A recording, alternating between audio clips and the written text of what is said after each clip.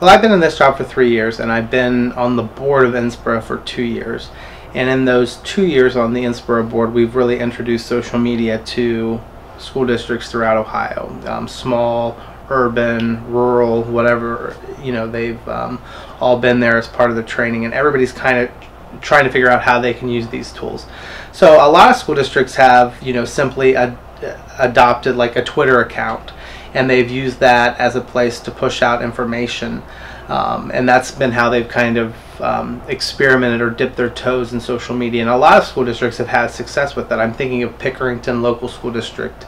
They have a broad Twitter following, and they've actually used social media with Facebook and Twitter to, instead of just it being about the school district, they're using it for the entire community, to where the Chamber of Commerce and the fire department and the police department and the mayor's office and all these community elements are all collectively using social media together in this We Are Pickerington campaign. And I think that that's one of the success stories that's come out of social media in public school districts. Cincinnati Public Schools, which is a large urban district, nobody would think that these large urban districts could get away with social media. They have their I Am CPS campaign that they instituted, where they actually allow people to upload good news stories on a microsite.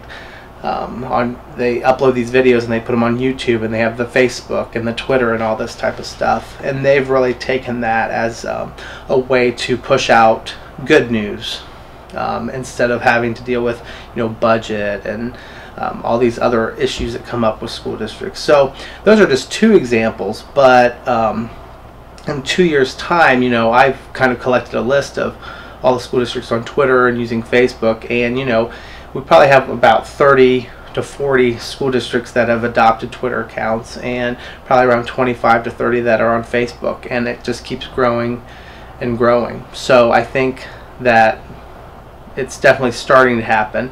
They're starting to see that this is a way people are communicating, and we've got to be proactive about it and be out there on those channels. I mentioned that we might have like 30 to 40 schools on Twitter.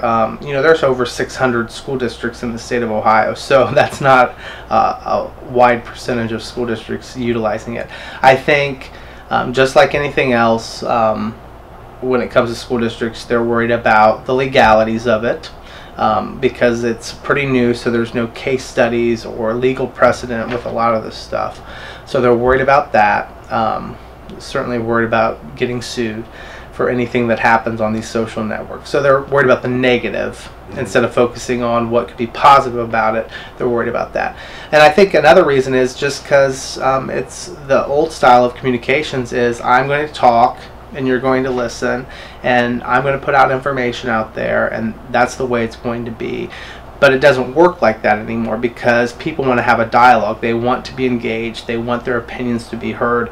And that's what kind of social media allows any business or organization to do, is have a dialogue with customers. So I think that they're scared to listen to their constituents because they don't know how to control it, or they don't know how to react to it. So I think once they figure that out, then you'll see more school districts doing it.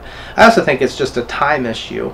That's what I always hear, is where do you find the time to do this type of stuff? And the honest truth is you have to make time to do it. And a lot of school districts don't have full-time or part-time PR people to manage it. So it's like a question of, okay, who's going to do it? How are we going to do it consistently? Who's going to have the time to do it?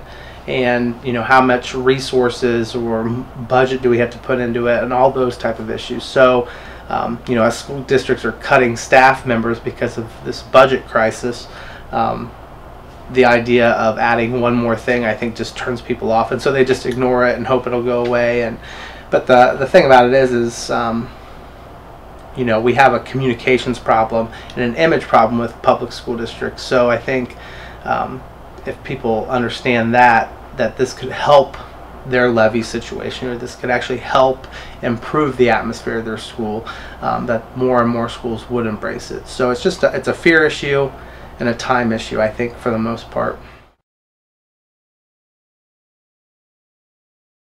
Well, the advice I would give them is to give it a try and test the waters. Definitely take advantage of professional development opportunities. I think, certainly I'm not just saying this because I'm president-elect of Innsboro, but I think being a part of a professional group where you can get ideas from other people so you don't have to reinvent the wheel definitely can help move you in that direction. The other thing is, I think you just get on Twitter personally, you get on Facebook personally, you try those tools out personally and you get comfortable with them, and then you figure out, I think it's just a natural way to figure out, okay, this is how I can use this for my school district. So I think first of all you have to kind of embrace it personally, and then you definitely have to get your administrative team on board. You have to have advocates in your school district who are going to stand behind you when you implement this stuff, because if you don't, it will fall apart real fast. And they have to be in it for the long run, because social media isn't an overnight success story. It's something that takes time to build a following, to let people know that you're using those tools. And really for school districts, what I've noticed in my experience is it takes a while for people to feel comfortable being your friend on these social media networks, because there's still uneasiness about that relationship with the school district and the community and all that type of stuff. So you definitely have to just test things out and get out there and do it, and not worry so much about all these, you know, horror stories that you hear in the media. Try it out first, and then you'll eventually get the hang of it, and then you'll see which tools will work best for your district, because it's certainly a case where maybe Facebook won't work for your district, but Twitter will. So you have to just kind of be out there testing the waters.